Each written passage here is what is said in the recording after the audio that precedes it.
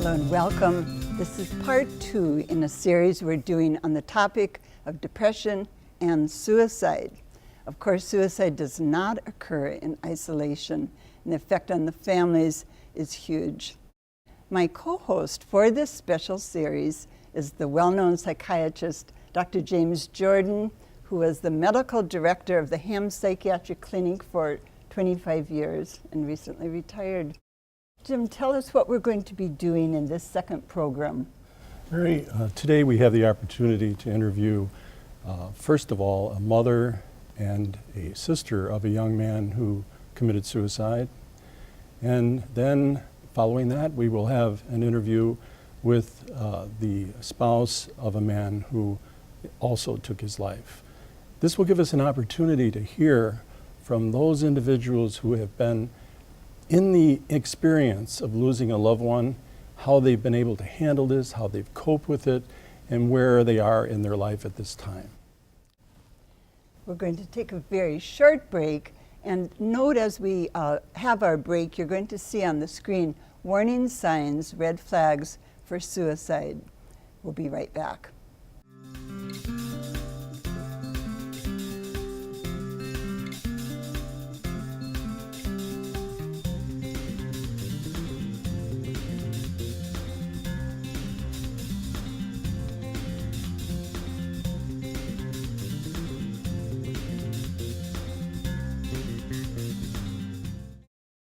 I'd like to introduce to you our guests today, Linda Schaeffer, Anna Lundblad, mother, sister of a young man who committed suicide.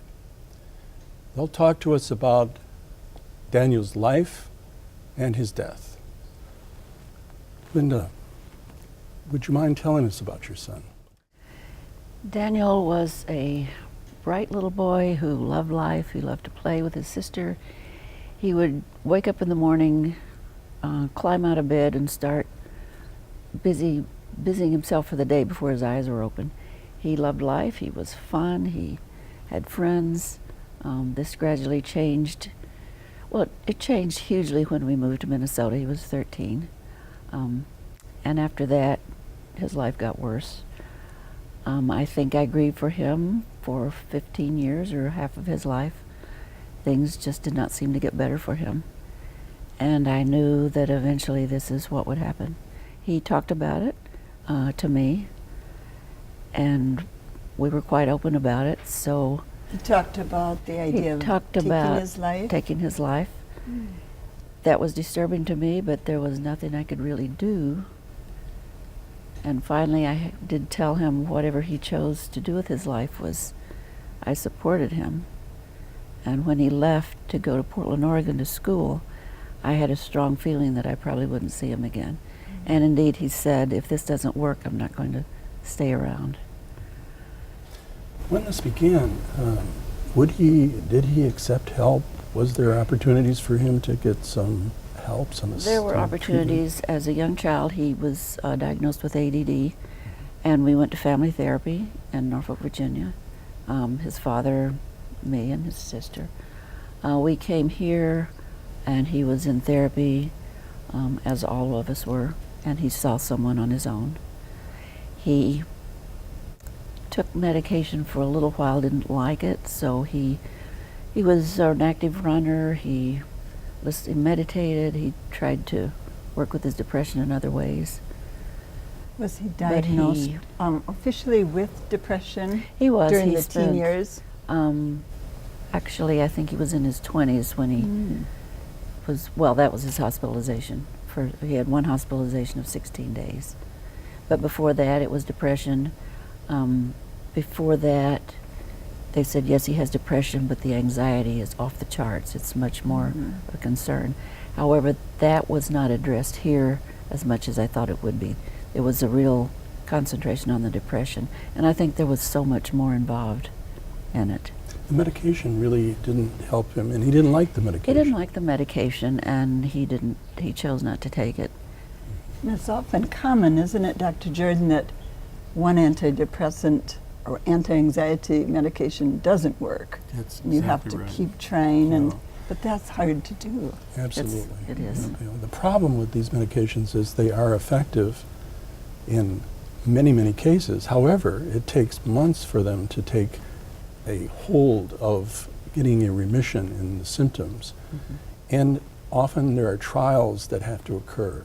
One trial, another trial, and so forth, side effects. So did he have someone that was explaining or helping him transverse that pathway through the medications, or how did you feel about that?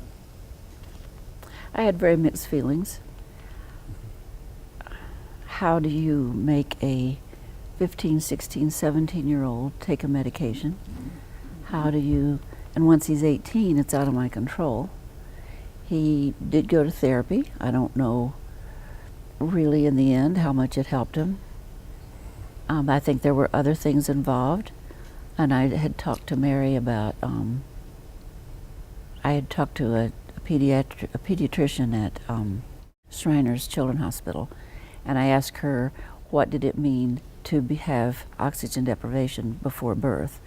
And it was premature. It was you premature, said, 6 correct? weeks early. Mm-hmm. And she said actually what that means on a very basic level is oxygen deprivation means, where we can understand it, he had a stroke. Well, how do you tell a 20-year-old your life is not going to get any better because you had a stroke? And he was tested for everything in the world. He had higher than average IQ, no learning disabilities, other things came up, but it was like things just didn't work for him. And he reminded me of a person who had a stroke, and they seem to have made a full recovery, but you spend maybe 20, 30 minutes with them, and you just pick up little things that just not quite right. Could you tell us how your brother died, and your mother is sharing that she wasn't surprised. Were you surprised, Anna? So my brother was going to school in Portland, Oregon.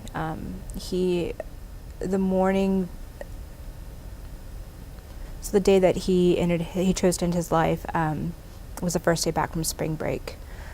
Security had tracked his entrance card that he clocked at about 7 o'clock in the morning. He went up to the 10th floor where his dorm room was. He forced a screen off of his dorm window and then proceeded to jump out of the 10th floor dorm window. Somebody found him and they tried to resuscitate him, but it was to no avail. How did you hear about this, both of you? My mom and I were having dinner, and my mom got a phone call from my father, and in the middle of just trying to eat our food is when he just said that the police had come to his house, to his front door, and had said that they had some very shocking news, and it was the announcement that my brother had died. And at first I thought it was a mistake in identity. You always hear about, and it wasn't. It was him, and it was shocking, but at the same time it was not something that was unexpected. Did he share with you his despair? I mean, did you get a sense that, as Linda was saying, the inevitability of this, that he somehow had lost hope? Yes. It's something that I've known. I mean, so when we were in college going to the U, we lived together, we were going to the U. There's a point where you have kind of beginner jobs, kind of just like everyone has those, and eventually you learn more skills and you kind of move up and onward and have more jobs with more responsibilities. My brother never had those. He had the same type of job over and over and over again, and it was something that I noticed that he was never going to get any better. His quality of life was never going to get much different than the way that it was. So he would always have to struggle with it.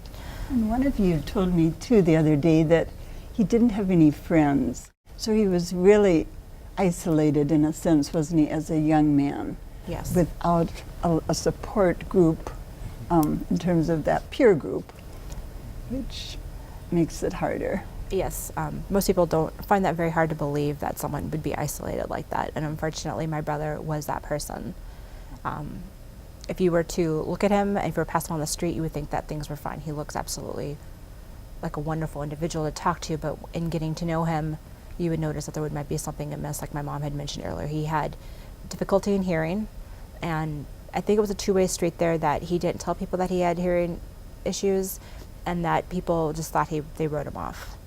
They didn't want to take the time to understand that. Were there things about his care that now that you look back and what you know today, that you tell families, others that have someone that they're deeply concerned about, depressed, despairing, what would you suggest that they consider that you've learned? I mean, as you've gone through such a terrible experience in your life. If they have somebody in their life that is despairing, you need to be there for them. But again, it's if they want that help. But they need to know that somebody is there for them and they're not necessarily just hanging on by a thread. I mean, to go to the bottom of the barrel and to go back, you have to understand that. And I think they need to have some sort of resource to be able to connect with another person, whether it's you're talking to them or you're on the phone with them or you're providing them with a resource. I mean, we have resources that are out there. There are suicide hotlines, and ultimately it has to be that person's choice. Would the therapy connection be important, that someone, if they didn't have a good experience, to consider looking for another consultation and finding someone that they can work with? Yes, again, I think that is definitely, ultimately, it's always very good, but again, it lays on the responsibility of that person. But sometimes You can't make him go to I can't therapy, make you? anybody go, and that's Either like the one. hardest part about it. And and that's probably the most painful part. You can try to help. I tried to help my brother, but he pushed us away. I mean, he went to the other side of the country, and I haven't seen him in over 6 years. And this was 5 years ago. That's We correct. just have a few seconds left. Would you say that healing is happening for each of you, or is it still as raw as it was 5 years ago? It changes. I think grief is part of our life, and our culture doesn't like to hear that. That's a good But point. I think it changes. It doesn't go away. It gets different, and it changes. And I learn more about it as I go along through the process. And talking about it, is That that helps. somewhat helpful? It's very helpful. And for you? It's not nearly as raw as it has been. It does, grief, I think, opens up other avenues for you to be able to explore that, to be able to share it with people.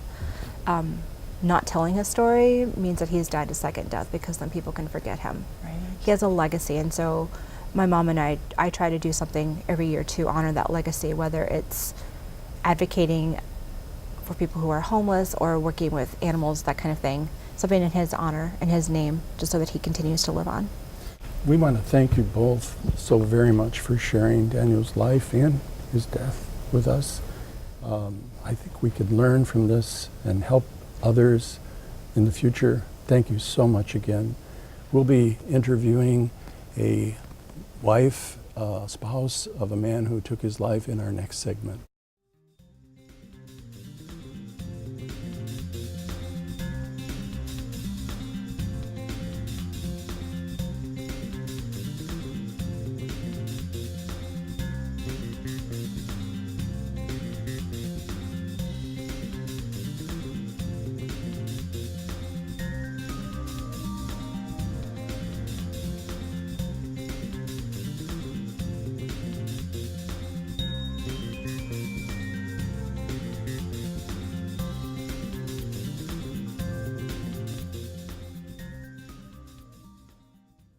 The poem that you just saw on the screen, it was an excerpt really from a poem written by a big brother, Alan Fleshar, about his younger brother, Kirk, who died committing suicide. And we have another family member, don't we? Yes. I wanted to introduce our second guest today, Kim Witczak. Kim's husband committed suicide. The circumstances surrounding that had to do with his seeking help, getting treated for a complaint that he was having, and the outcome of that was this tragedy. Kim, will you tell us about Woody's experience, his life, his death? Sure, thanks. First of all, this is Woody. Woody and I were married for about 10 years. And on August, he loved life. He was full of life. He was gregarious. He had a bigger than life personality. You could just feel him when he walked into a room. And on August 6, 2003, all of that changed. He was found hanging from the rafters of our garage, dead at age 37. He had about a couple months prior, he had started his dream job as vice president of sales with a startup company, and he was having trouble sleeping. So he went to his family physician and was given a 3-week sample pack of Zoloft, an antidepressant, for an insomnia diagnosis. And he was told that it would help take off the edge and help him sleep. So Woody, I was out of the country for the first 3 weeks he was put on this drug. And when I was talking with him, he was expressing some of the side effects like profuse night sweats and diarrhea. But when I got actually back into the country, I think the side effect that I saw was the one that he was actually fighting with. He had come home from a day of driving around, and he had a blue dress shirt on with a white t-shirt underneath, and he was completely sweat all the way through. He dropped on the floor in our kitchen in a fetal position, his hands like this, like a vice. He's like, "Kim, you gotta help me. It's like my head's outside my body looking in. Kim, help me."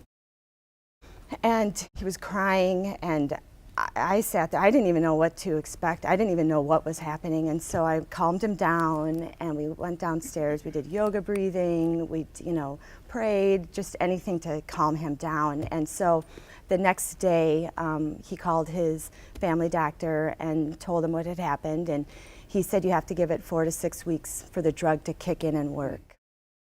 And Woody lasted another week.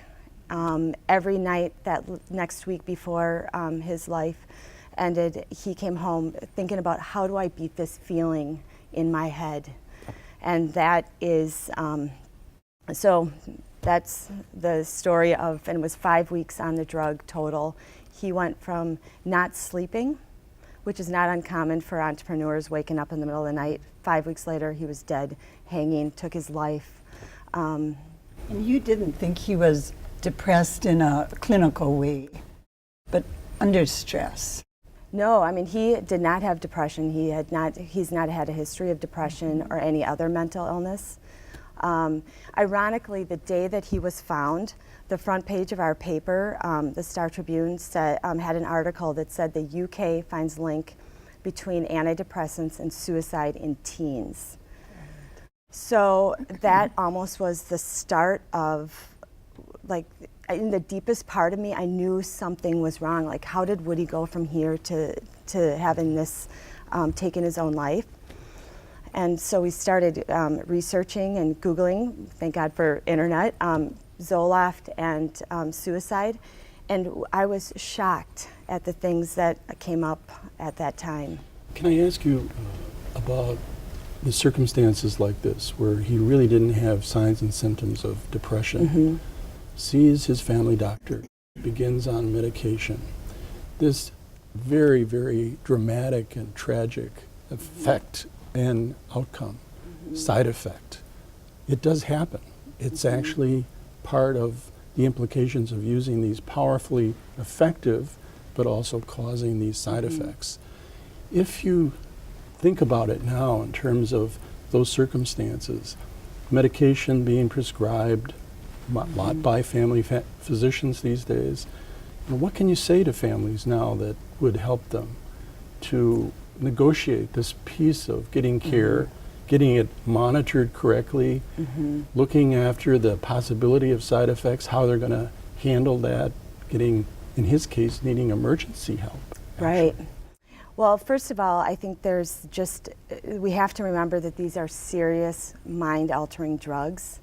And I think and they carry the highest warning, a black box warning, to be closely monitored. So that in itself is should be a warning to families, and that we would hope that the doctors, or knowing that the system with general physicians and pediatricians doesn't allow for a lot of time with a patient, that somebody in their system make sure that they understand that these are black box warnings, that you need to be closely monitored.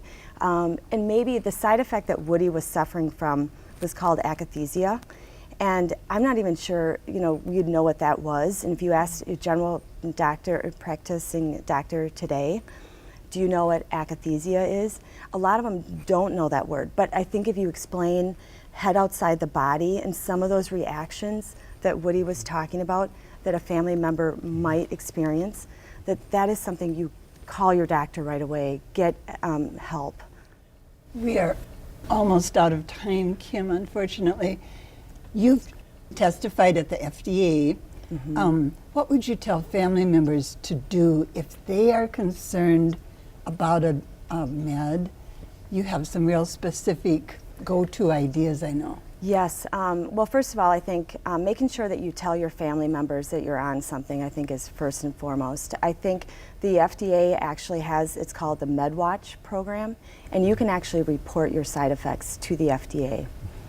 Kim, I want to thank you very much. This has been very, very important, helpful, alerting us to the importance of having medications monitored. Thank you so much for sharing this with us. And we would like to thank our other guests also for participating in discussing this experience in their life. Thank you. The limits of television, we would love to have more time to talk with Kim and Linda and Anna, but we're going to be back for a short wrap-up. Please stay tuned.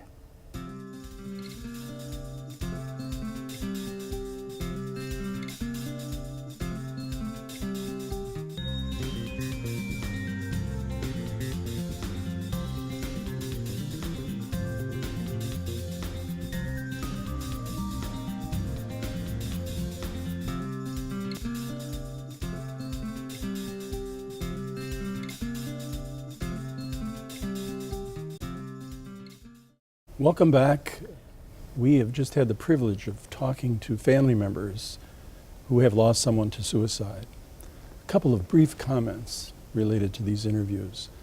I think the things that stand out for me as a practicing psychiatrist are that the absolute critical importance of a thorough evaluation and monitoring patients carefully who come in with symptoms of depression and the disturbances in life that depression can cause, sleep, appetite, concentration, etc.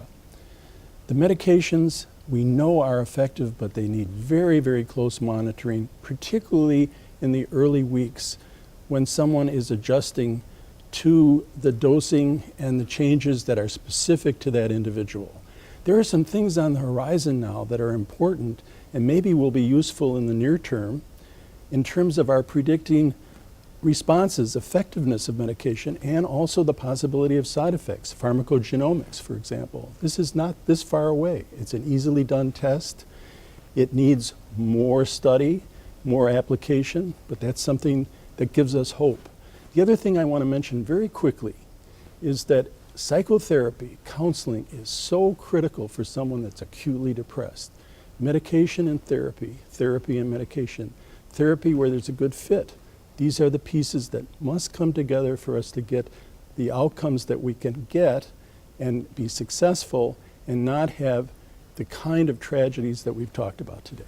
We're going to put on the screen now some points that Dr. Jordan and I feel are important in terms of grieving, and I think all of us probably are so busy in life that we don't always take the time to grieve.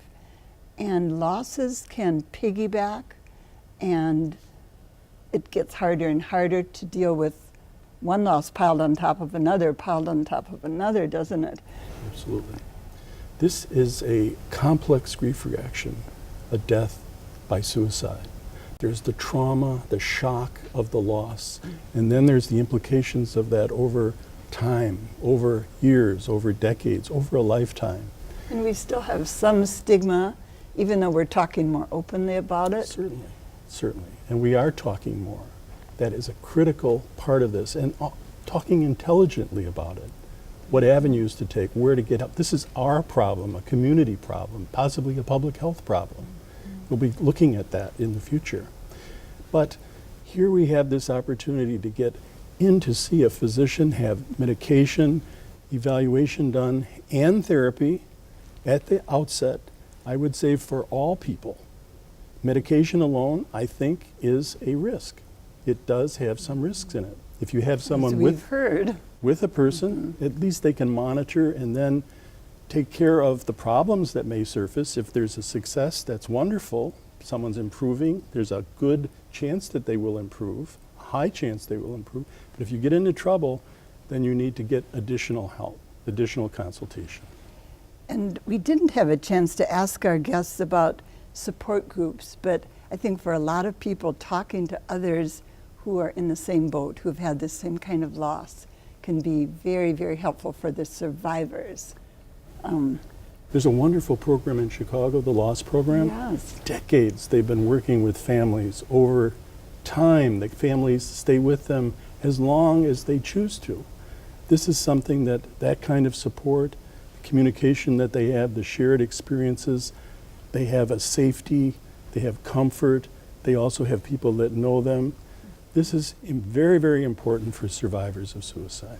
So don't isolate yourself. Absolutely. It's one of the key ideas, isn't it?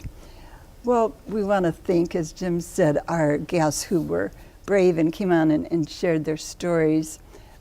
We also are going to talk next week more about suicide, but from the policy point of view, really.